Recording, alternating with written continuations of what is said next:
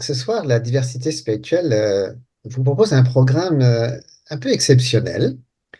Nous allons découvrir un aspect de notre président, puisqu'en fait, c'est lui qui est le fondateur de ce très beau mouvement, mais en fait, il est discret, il s'intéresse beaucoup aux autres, mais nous aimerions découvrir un petit peu une partie de sa vie, de son œuvre qui concerne le domaine de la pensée, de la philosophie. Parce que Jean-Luc Martin Lagardette, pour ne pas le nommer, vient de publier un nouvel ouvrage, Voir la conscience, une science de la liberté, une philosophie radicale. Vous voyez, déjà, ça fait réfléchir tout ça, hein. Voilà. Nous allons essayer d'en savoir plus. On vous propose un programme en deux parties. Alors aujourd'hui, on va rentrer dans cet ouvrage qui est assez complexe, il faut bien le dire, hein. C'est pas un ouvrage, c'est pas une bande dessinée, voilà, on va dire ça. C'est un ouvrage très, très sérieux. Et on va parler avec l'auteur. Et puis, dans un deuxième programme que nous vous proposerons plus tard, il y aura plutôt un diaporama où euh, on expliquera un petit peu la quintessence, hein, de cet ouvrage. Voilà. Alors, sans plus tarder, je vais laisser Agnès Curcio présenter notre orateur de ce soir. Agnès, le micro est à toi. Merci Laurent. Bonsoir Jean-Luc. Tu es Bonsoir journaliste. Laurent, bonsoir Agnès. Jean-Luc, tu es journaliste, mais aussi essayiste, chercheur et même artiste. Tu as fait des études de journalisme à l'ESJ de Lille, puis tu as débuté comme reporter local à La Voix du Nord, avant d'écrire pour la presse nationale spécialisée. Tu as exercé aussi donc différentes responsabilités professionnelles, éditoriales et associatives. Tu as été également professeur de journalisme, et c'est dans ce cadre que tu as rédigé plusieurs ouvrages sur les pratiques journalistiques. Tu as même bâti un nouveau concept, celui de la démarche véritale, une méthode rigoureuse pour favoriser une information juste et responsable. Tu as toujours été soucieux d'éthique professionnelle, et c'est pourquoi tu as notamment œuvré pour l'instauration d'une instance de veille déontologique qui a vu le jour en 2019 sous le nom de CMDJ, c'est-à-dire le Conseil de déontologie journalistique et de médiation. Pour ce qui est de tes travaux de recherche, ils couvrent le champ de l'épistémologie, l'éthique et la déontologie professionnelle, la philosophie du savoir et la spiritualité. Tes articles sont publiés dans des revues savantes comme les Cahiers du journalisme. Tu poursuis des activités de recherche au sein du Centre international de recherche et d'études transdisciplinaires, le CIRE, dont le président Florent Pasquier a préfacé le livre que tu viens de publier chez l'Harmattan, Voir la conscience, philosophie radicale, une science de la liberté. C'est donc sur cet ouvrage que nous allons te questionner. Tu as déjà traité de ce thème de la conscience dans un livre que tu as publié, c'était Les droits de l'âme. Alors pourquoi ce sujet revient-il? Je vais te répondre, mais auparavant, je voulais vous remercier tous les deux de vous intéresser au contenu de ce livre, parce que à l'heure où la plupart des gens, comme on peut le voir, euh, s'intéressent plutôt au pouvoir d'achat, aux Jeux olympiques, aux guerres qui meurtrissent notre belle planète, je trouve réjouissant que vous vous intéressiez à cette question, effectivement, de la conscience qui me préoccupe réellement très très fort. Pourquoi ce sujet me tient à cœur? Ben, je dirais parce que c'est le sujet pour moi le plus intéressant, dans le sens où, sans la conscience, nous ne pourrions pas, par exemple, échanger comme nous le faisons aujourd'hui. Sans la conscience, je ne pourrais pas avoir connaissance du monde, je ne pourrais pas avoir connaissance de qui vous êtes, de ce que vous êtes, etc. En fait, je n'aurais connaissance de rien, je serais une pierre ou un animal. Et un animal, je précise que la conception que j'ai justement de la conscience fait que l'animal a des sensations, il perçoit beaucoup de choses, comme nous sommes sur ce terrain identiques les uns aux autres, mais il n'a pas conscience d'avoir conscience. Mhm. C'est ça, ce trésor inestimable dont je m'étonne que assez peu de gens sont curieux d'explorer cette dimension. Elle constitue le propre de l'homme, je pense, Et c'est une passion pour moi de faire ces recherches sur la conscience, ce qu'elle est, son origine surtout, son origine, puisque nous sommes un corps, nous sommes dans un monde matériel, et puis il y a cette dimension de l'esprit et de la conscience qui nous habite, et la plupart des gens, de nos contemporains, se satisfont de définitions, de compréhensions assez floues. Ils ils l'utilisent constamment, constamment, constamment, mais ils ne font pas ce retournement, cette volte-face sur eux-mêmes pour pouvoir découvrir et s'émerveiller de cette réalité qui réellement me passionne. Donc, cette réalité, pourquoi elle me passionne? Parce qu'en fait, ça débouche, d'après ce que j'ai pu découvrir, sur la vie de l'esprit en moi. Et l'esprit, c'est une réalité merveilleuse, c'est une réalité euh, qui habite donc tout l'univers, mais qui a la particularité chez l'homme de pouvoir être conscient de lui-même à travers notre moi. Ce qui permet, après, et je pense que nous en parlerons un peu plus longuement tout à l'heure dans vos autres questions, sur le développement de l'individualité, le développement de l'âme.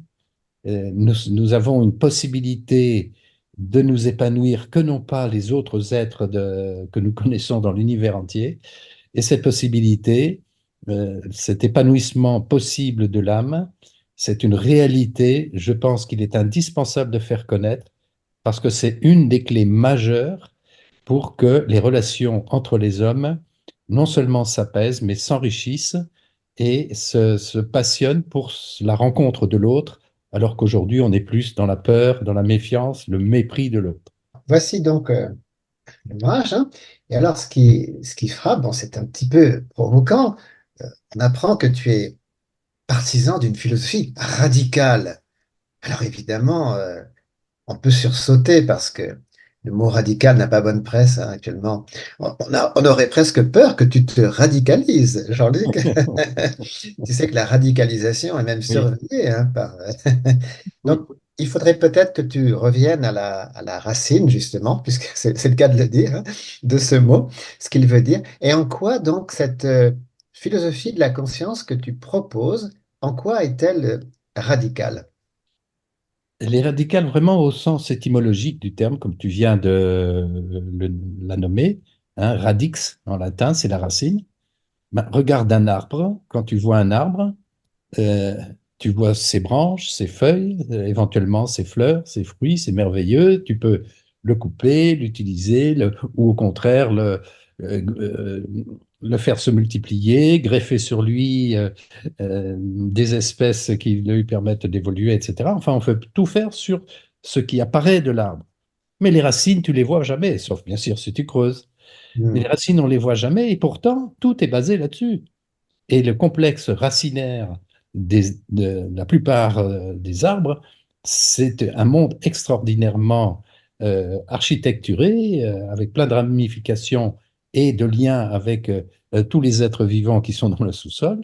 C'est quelque chose sur laquelle repose cet arbre lui-même.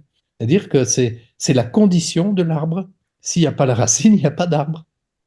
Et donc, on utilise notre conscience qui nous permet de voir des objets, de désirer, de craindre, d'agir, mais personne, ou très très rares, sont ceux qui s'intéressent sur, mais qu'est-ce que c'est? Quelle est la racine de cette conscience que j'utilise sans cesse?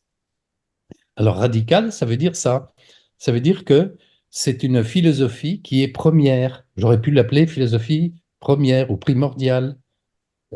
C'est la philosophie. Avant toute autre philosophie, il faut commencer par l'instrument qui nous sert à philosopher. Hmm. Et si on n'analyse pas, si on ne connaît pas l'outil qui nous sert à connaître, à prendre conscience, eh bien, on peut aller dans tous les sens et on arrive à une société qui est sans repère, qui confond un petit peu tout et qui ne sait plus où trouver les valeurs essentielles. Hmm. Juste- Merci. Justement, Jean-Luc, tu as étudié de nombreux philosophes parce que la philosophie t'a toujours passionné. Mais j'ai l'impression que c'est vraiment Fichte qui t'a intéressé le plus. Alors, pourquoi?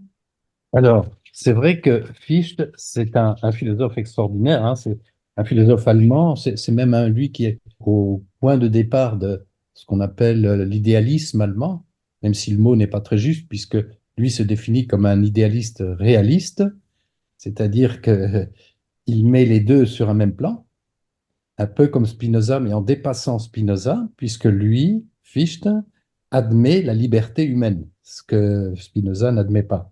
Donc c'est un philosophe qui existait à la fin du XVIIIe et au début du XIXe, et qui est le fondateur donc d'une philosophie des Lumières qui a eu pour successeurs Kant, Hegel et d'autres personnes célèbres, et qui ont vraiment marqué leur époque. Et je dirais qu'aujourd'hui, il mériterait d'être connu parce qu'il s'est vraiment intéressé justement à l'origine, le point de départ de toute pensée.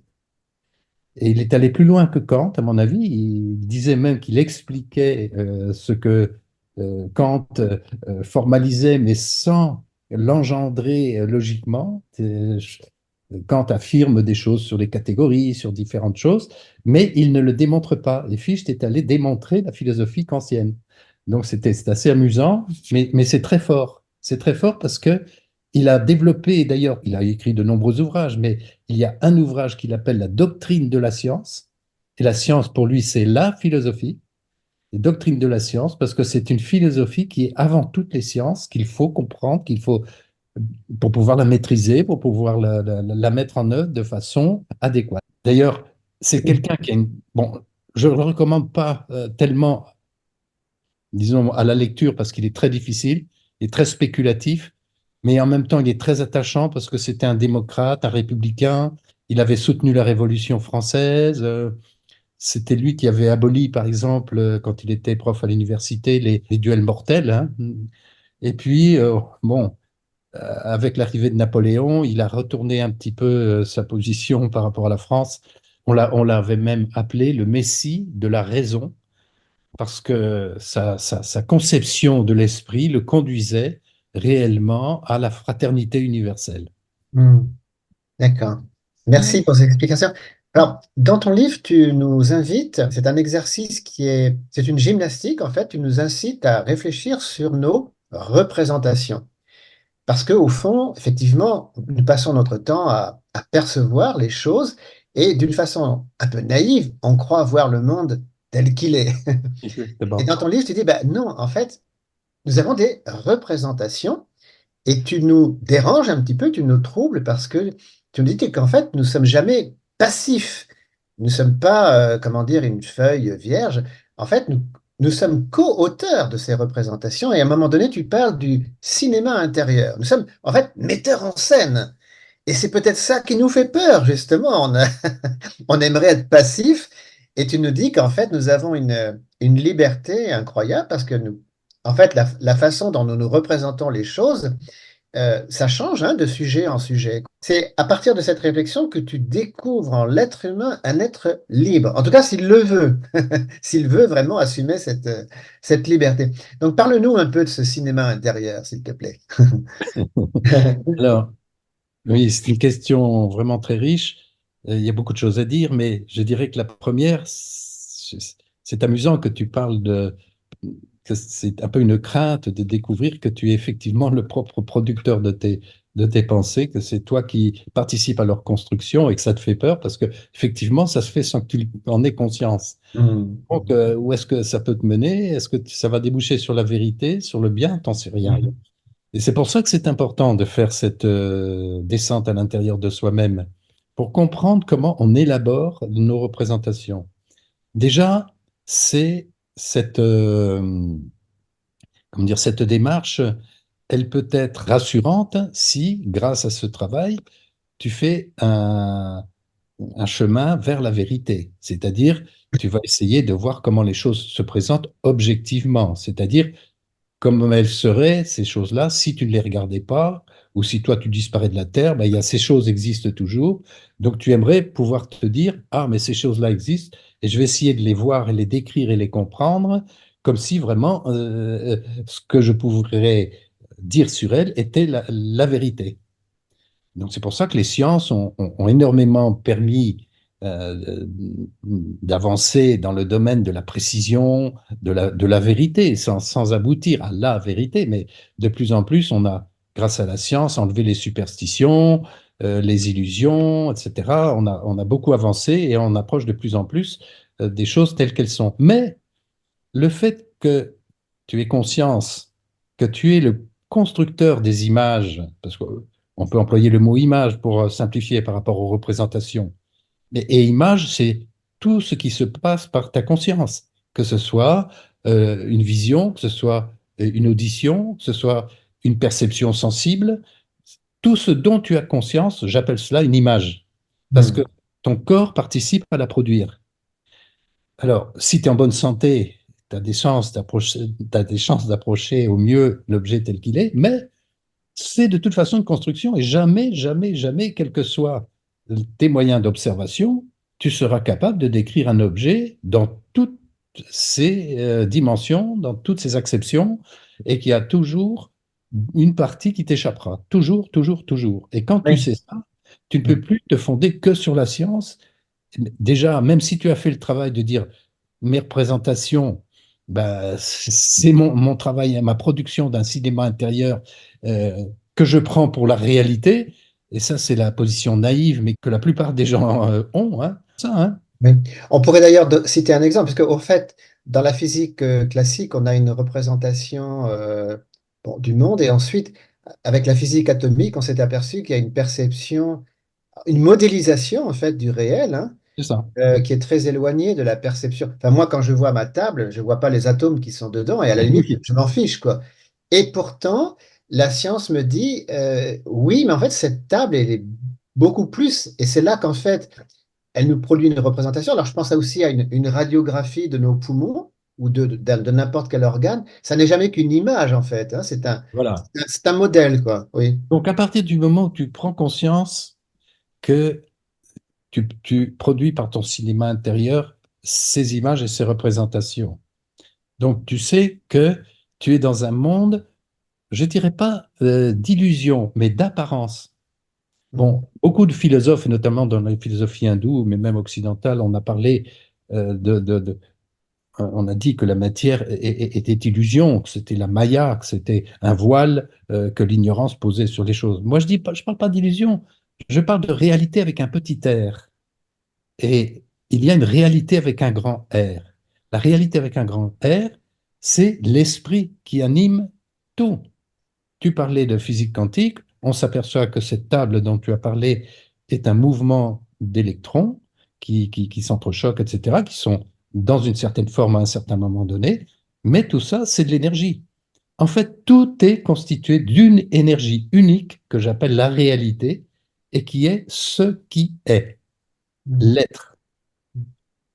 Voilà. Et donc, percevoir l'être, c'est mon intérêt.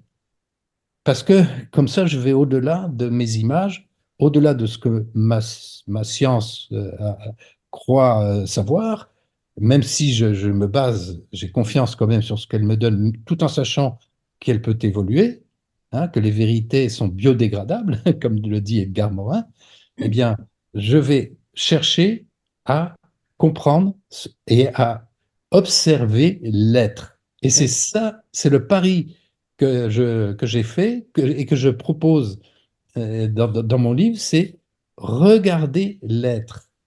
L'être, c'est l'esprit qui est. Et l'esprit, c'est l'intelligence, c'est la lumière. Mais de même que l'œil ne voit pas son propre regard, ton esprit ne voit pas, se voit pas regardant. On Mhm. ignore la conscience la plupart du temps Oui. parce qu'on ignore qu'on a un œil intérieur qui voit. Oui. Et le travail, la volte-face intérieure permet de rencontrer, de regarder le regard à son origine. Et c'est là où c'est absolument merveilleux. Et Oui. c'est ce que j'appelle l'esprit. Je voulais te faire une petite parenthèse. Peut-être que ce côté représentation, on le perçoit mieux dans l'art parfois. Parce que finalement, l'art n'est pas une copie des choses, hein. Oui, Il y a des styles. Bon, par exemple, Van Gogh, il n'a pas représenté la nature telle qu'elle est. On voit que c'est vraiment le style de Van Gogh. On voit l'évidence, le regard de l'artiste, en fait, qui recrée le réel. Et on ne s'aperçoit pas qu'en science, au fond, c'est un peu la même chose, hein, c'est des modélisations, quoi. Oui. Alors là, je peux aborder un autre sujet que c'est peut-être une question que vous m'auriez posée plus tard, mais c'est l'occasion de parler de la transdisciplinarité. La transdisciplinarité, c'est justement l'approche épistémologique qui permet de tenir compte des autres dimensions de l'être humain que la seule science physique ou que les seules sciences dures ou même les seules sciences humaines.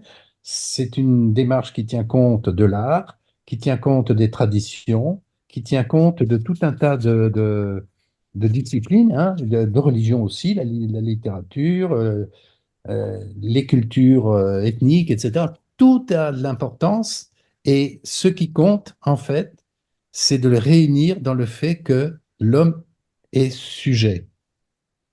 L'homme, en lui, il y a toutes ces dimensions qui se croisent.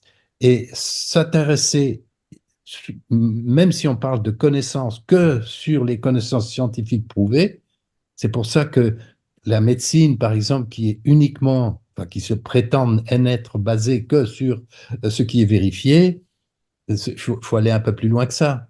Ce qui n'est pas vérifié, mais qui est, dépasse largement ce qui a été vérifié et de ce que nous connaissons. Quel est le rapport entre la conscience et la transdisciplinarité? C'est un petit peu ce que je commençais à exprimer, c'est que si on se tient uniquement à des connaissances abstraites, qu'on oublie le corps, qu'on oublie les émotions, qu'on oublie les sentiments en Mm. disant c'est pas scientifique, eh bien, on tranche dans l'être humain, on tranche dans le sujet. L'être humain, c'est un tout, c'est un entier, et un entier qui est relié constamment au monde. Et donc, toutes ces approches sont nécessaires à une meilleure, non seulement une meilleure compréhension, mais une meilleure appréhension du monde pour que nos décisions soient plus favorables à l'épanouissement global de l'homme et de la nature. C'est la prise en compte de la nature en toutes circonstances. Et on voit bien que l'oubli de la nature, on voit bien à quelles extrémités dommageables nous en sommes arrivés en saccageant notre planète. Ce qui m'a surpris, tu sais, dans ton livre, c'est que d'habitude, je dirais la preuve du libre arbitre humain, de la Oui. liberté, relève plutôt de l'éthique, c'est-à-dire l'action, en fait, hein. On prouve sa liberté en agissant. Et ce qui m'a surpris dans ton livre, c'est que toi, tu pars de l'épistémologie, la connaissance, en fait. Alors, bien sûr, après, tu arrives aussi à une éthique parce que, ben, on en parlait un petit peu tout à l'heure, nous sommes responsables de ces représentations que nous nous faisons. Pourquoi se représenter le monde de telle ou telle façon? Ces choix relèvent aussi de l'éthique. Alors, quelle est l'articulation pour toi entre... Alors justement, en anglais, on distingue consciousness et conscience, hein, la conscience cognitive et la conscience morale. Comment passe-t-on de la conscience qui connaît à la conscience morale dont parle Kant? C'est vrai que mon approche est différente de l'approche kantienne qui parle beaucoup du devoir, hein. Oui, oui, mhm, Pour moi, je parle plutôt de la joie oui, de mhm, comprendre, la joie de connaître, la joie d'épouser ce monde qui m'est offert, notamment dans la connaissance de l'esprit. La joie de savoir et de voir que je suis esprit et que le monde est esprit et que la matière est animée par l'esprit. Même si l'esprit émerge de la matière d'une certaine façon, l'esprit anime et englobe la matière. mhm, Et donc, c'est là que se situe ma responsabilité.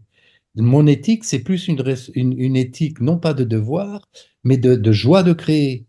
mhm, C'est-à-dire que, étant donné que je vois que je suis constitué de cet esprit et que dans l'esprit, il n'y a aucune limite, eh bien, qu'est-ce que je vais faire de cette immense liberté? C'est là ma responsabilité, c'est là mon éthique, c'est là on peut parler de déontologie en matière professionnelle, mais c'est une éthique de l'individu, du citoyen qu'il faut redonner, enfin qu'il faut lui faire connaître, il faut lui faire découvrir qu'il est responsable de ce qu'il pense.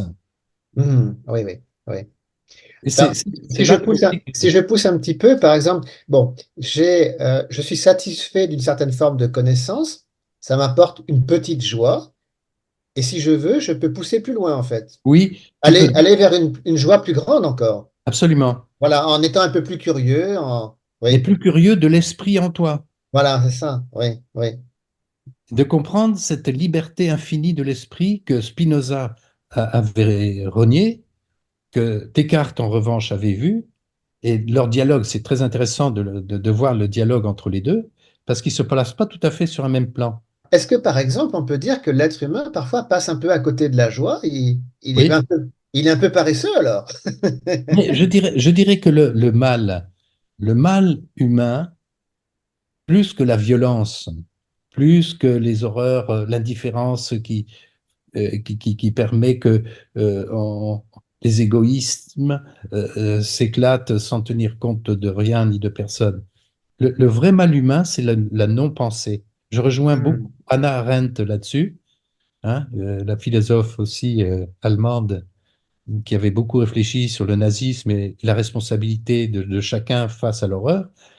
Le premier mal, c'est de ne pas penser sa pensée, oui, de ne pas être curieux de cette extraordinaire lumière qui nous permet d'avoir conscience des choses oui, et qui nous permet de rencontrer l'autre, l'être humain, qui nous permet d'accéder aussi aux abstractions, à l'esprit sous sa forme abstraite, et parce qu'à ce moment-là, il y a une communication illimitée qui s'ouvre à nous et qui permet donc de découvrir que, en fait, nous sommes un peu comme des œufs dans lesquels il y a un germe créateur qui est implanté. oui, Et hmm, ce germe créateur, il s'appelle la conscience. oui. C'est l'esprit en nous. Oui, ça me fait un tout petit peu penser à Sartre, parce que il a des concepts, bon, par exemple, qui sont un peu bizarres, mais il parle du salaud, de la mauvaise foi, Oui, de la facticité. Et dans un sens, alors même si tu n'en parles pas ce langage, en fait, il n'aime pas que l'être humain se satisfasse oui, de dogmes. En fait, je dois toujours remettre en cause parce que je suis libre, je dois aller plus loin. Mais c'est vrai que lui, il dit condamné à être libre. Il est oui, pessimiste, en fait. Il est angoissé. Alors que toi, tu dis attention, non, non, on va vers la joie, là. absolument, absolument. Oui, Oui, Mais justement, mais pourquoi une science de la liberté?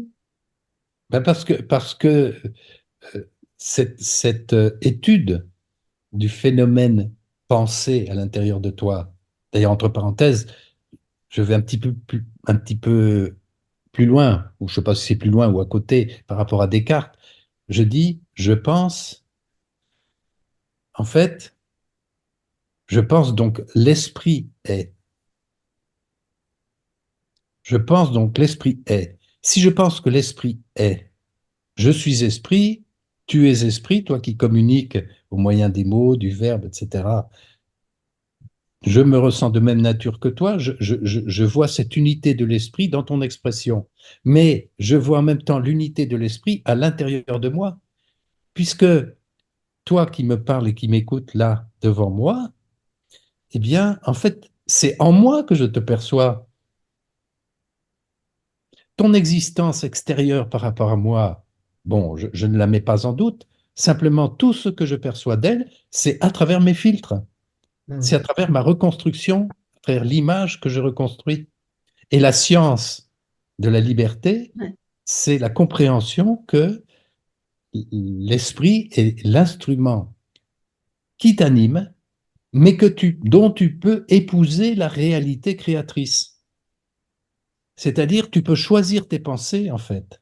Et c'est là ton vrai pouvoir créateur. Le vrai pouvoir créateur, c'est pas d'aller sur la Lune ou sur Mars. Ça, nous ne faisons qu'utiliser les matériaux terrestres. On ne fait qu'utiliser autrement que ce qu'on...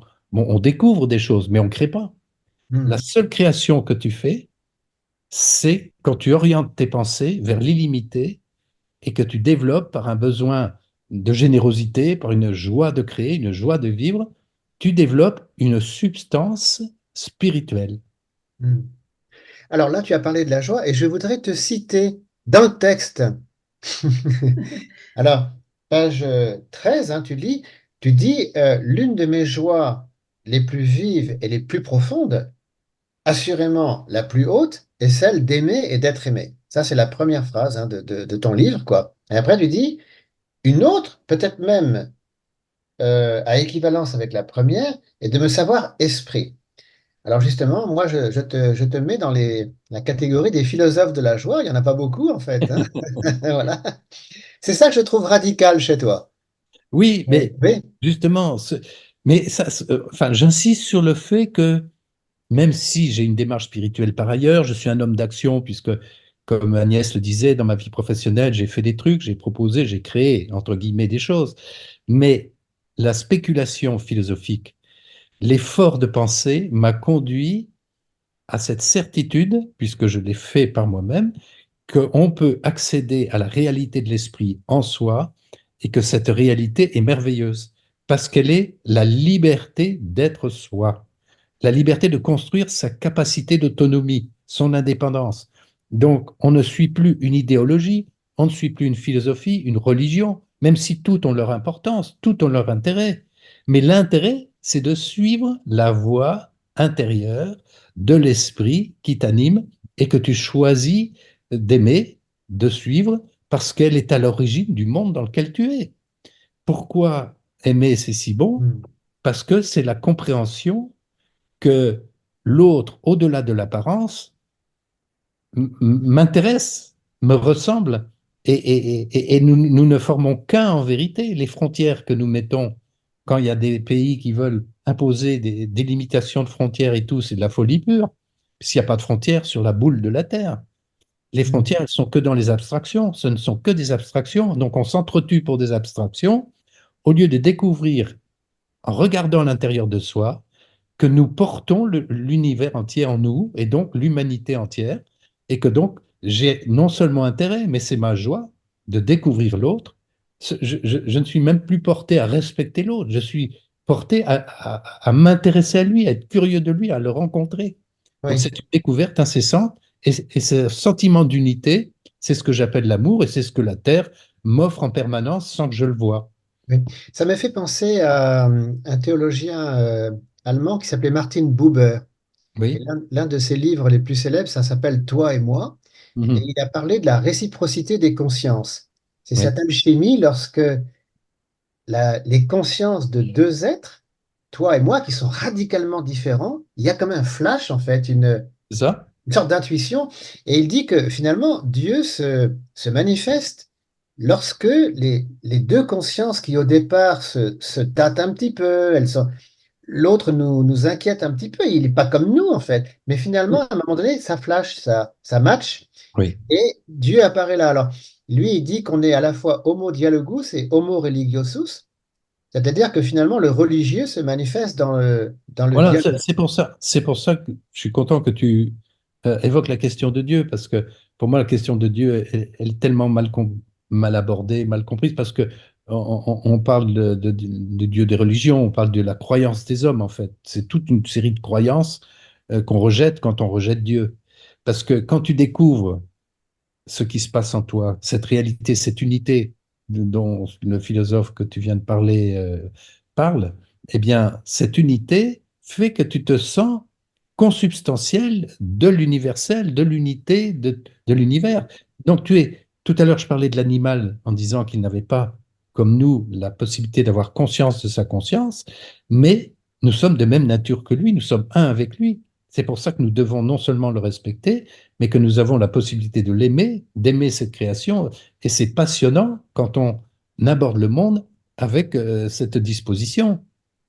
Mm. Et la particularité de l'homme, c'est qu'il est donc créateur par ses choix de cœur et de pensée, et que par ces choix-là, il permet la naissance de l'individualité en harmonie avec celle des autres.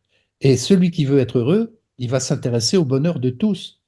Il va pas s'intéresser à découvrir sa joie intérieure et puis aller dans un Mm. monastère pour s'en extraire, même Oui, si je ne conteste pas l'intérêt des monastères, mais dans ma démarche, c'est l'idée que nous sommes, d'ailleurs Sartre, tu viens de parler de Sartre, Sartre disait nous sommes des dieux, enfin nous sommes des dieux en possibilité. oui, oui. Il avait compris, il avait vu, moi je pense qu'il avait eu cette lumière, il avait abordé cette lumière, ce Oui. voir du voir, comme je l'appelle dans mon livre. Oui, malheureusement, alors c'est un autre côté un peu sombre de Sartre, c'est que lui, il est connu aussi pour son aphorisme, l'enfer, c'est les autres. Oui, oui, Parce exactement que, le contraire, le contraire. oui, alors c'est parce que, alors, parfois, il semble suggérer que la communion est possible entre deux consciences, mais lui, il a tendance à les voir plutôt comme rivales. Oui, mais parce qu'il parle, pour lui, en fait, je pense, Ouais, l'analyse que je fais, c'est que lui, ce qu'il craint, ils disent l'enfer parce que c'est le jugement de l'autre. voilà, c'est ça. C'est Ouais. parce qu'il reste attaché à son image. Oui, C'est son orgueil qui est touché. oui, C'est justement si à ce moment-là, il avait plus, enfin, s'il avait su que c'était au contraire la possibilité de fraterniser avec l'autre et que le regard de l'autre pouvait au contraire être un intérêt pour lui et que si le regard est mauvais, ben, il avait la possibilité de le faire évoluer par ses qualités, par son intérêt pour l'autre. oui, Donc, ouais. l'enfer que nous vivons sur la terre est le signe en creux comme un négatif du paradis que nous pouvons vivre Hmm, et que nous découvrons, nous en tout cas, dans notre association La Diversité Spirituelle, on ouais. voit bien toutes ces démarches, toutes ces découvertes que font les uns les autres, la façon dont ils le vivent, montre bien que c'est passionnant cette Ah, découverte. il faut quand même souligner que Sartre, à la fin de sa vie, était sur le point de se racheter un petit peu, puisque dans une interview au Nouvel Oui, Obs avec oui. Benny Lévy, là, il avait dit, mais en fait, si je réfléchis bien, on est tous frères, quoi. C'était Mais marrant. non seulement, il avait dit ça, et il avait dit même, dans cette même interview, il avait Oui, dit, mais j'ai la curieuse impression que je suis attendu de l'autre côté. oui, voilà, c'est ça, oui, oui. Comme quoi, hein, tout le monde évolue, quoi. Je pensais à ce que tu avais évoqué dans ton livre, là, les distinctions entre l'ego, le grand jeu, le petit jeu. Enfin, je sais Oui. pas si tu peux en parler brièvement parce que je sais que c'est Oui. enfin, il y a pas mal de matière justement dans cette. Tout à fait. Alors ça, c'est une de mes originalités. Tu as Mm. bien voulu remarquer la démarche véritable j'ai mis en œuvre, qui est Ouais. un excellent outil justement pour le citoyen. Si tu n'es pas scientifique, si tu n'es pas journaliste, tu as quand même besoin aujourd'hui d'être armé face aux fake news. Donc, tu as la démarche véritable qui t'indique comment plusieurs façons de faire. Ça, c'est mon expérience à la fois de journaliste et de philosophe qui m'a permis de proposer ça. Mais l'autre aspect effectivement original dans mon livre, c'est la question du moi humain. Le moi humain, certains ont dit, mais ça n'existe pas. Il y a pas, on le voit pas. Il n'y a pas d'organes, il n'y a pas de réalité mesurable. On ne sait pas ce que c'est. Donc il y en a beaucoup, des philosophes, notamment matérialistes, qui ont dit qu'il n'existait pas ce moi humain. Et c'est une aberration parce que chacun dit je, chacun est responsable de son corps et de ce qui se passe en lui. Donc le moi, il est là de fait. Nous le constatons puisque nous le mettons en œuvre, ce moi. Simplement, ce que je dis, c'est que c'est un acte. Le fait, le je est un acte. Prenons l'exemple d'une ampoule de lumière. La lumière, c'est l'esprit qui passe dans l'ampoule. Le fil, c'est l'ego. Et le verre qui entoure le fil, avec la douille, c'est le moi entier. Quand la lampe est allumée, c'est l'individu qui pense, qui sait, qui sent, et qui sait qu'il sent, qui sait qu'il sait. La lumière, il l'émet, elle éclaire le monde extérieur, et il enregistre. La différence de la lampe, c'est qu'il enregistre ce qu'il éclaire, les objets qu'il éclaire. Mais il faut distinguer le je, la lumière qui passe dans le fil de la lampe, de l'ego, de distinguer donc le jeu de l'ego, parce que l'ego, c'est le moi humain avec son caractère, avec son hérédité, avec tout cela, ce qu'on peut mesurer, connaître, comprendre. On peut agir dessus par la psychanalyse, par tout un tas, par la sociologie, on a accès à lui, etc. Mais cet ego-là, c'est pas que l'homme, c'est pas que moi. Le, c'est le jeu, l'esprit en moi qui permet à mon moi de prendre des décisions et donc d'être responsable de ce que je deviens. Mais c'est important de faire la distinction entre le je et les moi parce que le je est constitutif et consubstantiel de l'esprit universel. C'est l'esprit qui m'anime lui-même. Et donc, lui, il est absolument libre dans son fonctionnement. Et tu peux facilement faire l'expérience en choisissant tes pensées, en choisissant, en faisant le tri dans tes pensées. Quand tu as un ensemble de pensées, eh bien, tu vas choisir la plus belle, la plus pratique, ou bien la plus facile, etc. Eh bien, tu peux faire l'exercice de dire non, ben, aujourd'hui, je vais changer ma façon de considérer les choses, sachant que toute perception que j'ai des choses, c'est une apparence, c'est pas une vérité absolue. Donc, tu as la possibilité de modeler ton présent à partir du choix de tes pensées. Et ça, c'est Oui, extraordinaire. oui. C'est extraordinaire parce que il y a aucun. Ça veut dire que le monde ne s'impose plus à toi. Tu n'es plus dépendant absolument du monde. C'est toi qui diriges la vie que tu veux mettre en œuvre, que tu veux créer, que tu veux engendrer grâce à ta façon de penser. Et tes aspirations, tes valeurs de cœur, tes valeurs de fraternité, de générosité, etc., éthique. Oui, c'est ça, c'est notre volonté qui choisit ce qu'elle veut voir, ce qu'elle veut penser Et comprendre. et, et, et comprendre. Ouais. Et je dirais qu'à la différence de ce que on dit, c'est sur la terre, c'est pas la volonté de Dieu qui est faite, c'est la volonté de l'homme qui est faite. Et on le voit bien dans l'état du monde. Eh oui, c'est sûr. Mais il utilise pour cela cette énergie divine qui le constitue et qu'il met au service de ses choix. Eh oui. Mhm. À la déesse, à la diversité spirituelle, on a une devise, tous reliés par l'esprit. Qu'est-ce qu'apporte la philosophie radicale à cette devise, à la compréhension de cette devise? Mais elle comprend que cette reliance entre nous, elle est entre tous les hommes, tout, absolument tous les hommes. Tous les hommes sont reliés par l'esprit sans qu'ils le sachent forcément, mais de fait, du seul fait qu'ils ont une conscience d'avoir conscience, pas simplement la conscience morale, mais la conscience d'observer les choses, de savoir les choses, du seul fait qu'il est homme, eh bien, il représente l'humanité. Et c'est pourquoi l'individu est si précieux, puisque, par exemple, quand on tue un homme, on tue une merveille de possibilités. On tue une divinité en gestation, plus ou moins consciente de l'être, mais on saccage une réalité de l'univers qui est offerte euh, à chacun de nous pour permettre de développer ces êtres que, une fois qu'on aura quitté la Terre, on pourrait devenir. Alors ça, c'est une autre question, la vie après la vie, mais la philosophie radicale a des choses à dire là-dessus. Et la première chose à dire, c'est que, eh bien, on a tout intérêt qu'on croit qu'on va complètement disparaître, ou qu'on va se réincarner, ou qu'on va être dans les bras de Dieu parce qu'on a choisi telle ou telle religion. Qu'importe, tout ça, c'est des conceptions humaines. En revanche, la réalité intérieure qui fait que tu peux accéder à cette dimension de l'esprit te permet de bâtir en toi une substance de lumière et de joie qui fait que de toute évidence, tu te sens lié à l'esprit, tu te sens dans le présent éternel. Alors, est-ce que ça sera toujours de l'autre côté?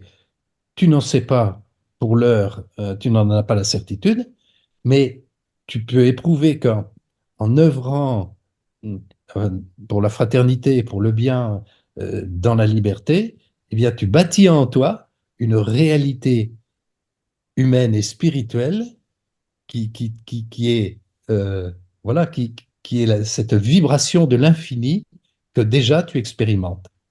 Mhm. J'ai aussi une question par rapport, tu sais, actuellement on parle beaucoup d'intelligence artificielle. Oui, Et alors justement, moi quand j'ai lu ton livre, j'ai eu l'impression que justement la philosophie radicale va contre ça, puisque l'intelligence artificielle nous sert des trucs tout faits, quoi. Il y a plus qu'à réchauffer au micro-ondes, là. Tout est déjà pensé. Alors qu'en réalité, l'intelligence naturelle tâtonne, elle n'est sûre de rien, elle doute. Et là, j'ai l'impression que beaucoup de gens attendent un discours presque tout fait, que la machine pense pour nous, en quelque sorte. Alors, quelle est ta position par rapport à ces questions, toi-même? eh bien, c'est comme la langue d'Ésope, hein, que Oui. la meilleure et la pire des choses. Le côté pire des choses, c'est ce que tu viens de nommer, c'est que c'est comme la voiture automatique qui est sans pilote. Mhm. Tu programmes ton point de départ. Donc, finalement, ça a un côté positif parce que ça te libère pour autre chose, de même que le développement des sciences et des technologies à partir des années, dans le milieu du 19e siècle, a permis de développer tout un tas euh, de techniques, de technologies, d'outils, etc., qui auraient pu permettre de penser que l'homme n'aurait plus rien à faire, à plus passer du temps à fabriquer à la chaîne des choses qui mobilisent son esprit pour rien, et il aurait pu être libéré pour créer, pour faire de Oui. l'art, pour faire Mhm. des échanges, de la culture, etc. Ça n'a pas été totalement le cas, ben, parce que on est resté avec des mentalités de profit, avec des mentalités de domination des uns sur les autres, qui ont empêcher que nous nous entendions pour profiter par exemple, des robots, ben pour faire par les robots. Et c'est dans ce sens-là que moi, je ne suis pas contre du tout l'intelligence artificielle. Si elle me permet, comme pour, par exemple, Internet avec Wikipédia, maintenant, dans une discussion entre amis, j'ai un trou de mémoire sur euh, qu'est-ce qui s'est passé en 1515. Bon, je peux le trouver immédiatement. Donc, ça peut être un outil, et c'est un outil que j'utilise, moi, déjà un petit peu, parce que c'est un enrichissement immédiat, très rapide, mais qui ne m'empêche pas, par ailleurs, je ne compte pas là-dessus pour mon développement, pour ma Oui. connaissance fondamentale. Et c'est pour ça qu'il faut, c'est comme je le disais pour tout au début de notre discussion, il ne faut pas penser, il ne faut pas se fier à quelque connaissance que ce soit exprimée par un être humain, que ce soit scientifique, un homme politique, un artiste ou quiconque, il y a toujours des biais possibles. Donc tu ne peux pas Mhm. te fier à 100%, donc tu dois toujours garder ton esprit critique. Toujours, toujours. Même avec des amis, même avec des gens que tu aimes. Mais en revanche, tu peux écouter en toi si ce qu'il dit est sincère, si ce qu'il dit a des intérêts masqués ou pas. Tu peux, grâce à ton esprit critique, tu gardes cette distance, mais tu peux accorder un certain niveau de confiance. Eh bien, pour l'intelligence artificielle, c'est pareil. Ça peut nous libérer, ça peut nous apporter une accélération de nos connaissances. Ça va inciter de plus en plus, puisqu'avec les fake news, avec l'intelligence artificielle, on pourrait faire en sorte que moi qui parle ici, ben, je dise des énormités par rapport à ce que je pense, et vous ne pourriez pas vérifier, mais ça oblige justement chacun de nous à être beaucoup plus attentif, circonspect par rapport à toute expression, par rapport à toute connaissance. C'est vrai que c'est du boulot, mais on n'a pas d'autre issue parce qu'il n'y aura pas une instance, ni un parti, ni une religion, ni un gouvernement qui saura nous donner la réalité telle qu'elle est. Oui. Donc, il faut que tout un chacun devienne un producteur de connaissances et devienne, ou du moins, un esprit critique capable de prendre les précautions par rapport à tout ce qu'il entend. Oui. Alors récemment, il y avait un article dans le Figaro sur l'appauvrissement de la conversation. C'est quelqu'un qui disait que voilà, on communique beaucoup par les réseaux sociaux, mais il y a de moins en moins de conversations comme la nôtre ce soir où, bon, c'est par Zoom, mais on se regarde, on échange. Et l'auteur de l'article semblait dire que les gens ont presque peur de la conversation de nos jours, d'une conversation profonde où on voit l'autre en face, on est prêt à se remettre en cause. Est-ce que toi aussi, tu sens ça un petit peu parfois? Ce que, si je peux aller un peu dans ton sens, et je trouve très dommage, et notamment dans ma profession, j'ai pu le mesurer souvent, le débat n'est pas possible. Ah, Ouais, mais justement, parce que très vite, regarde le conflit israélo-palestinien, dès qu'on discute ça publiquement, ce ne sont pas des écoutes attentive des positions de l'autre avec une recherche de bien commun pour construire une pensée positive, c'est l'affrontement d'idéologies, de oui. positions Mhm. religieuses ou politiques. C'est pas Oui, intéressant. oui, Donc, oui. moi, je fuis ce genre de débat. Ça m'intéresse Mhm. absolument pas. Oui, oui, Mais donc, justement, si tu es conscient de ta conscience et que cette conscience, elle fonctionne de la même façon chez autrui, tu peux favoriser les conditions déjà interpersonnel des débats, être capable de débattre avec chacune des personnes que tu rencontres, te dire, ben voilà, on va essayer, on va tenter d'avoir un débat constructif, méthodique, pour aller vers la recherche d'une vérité commune.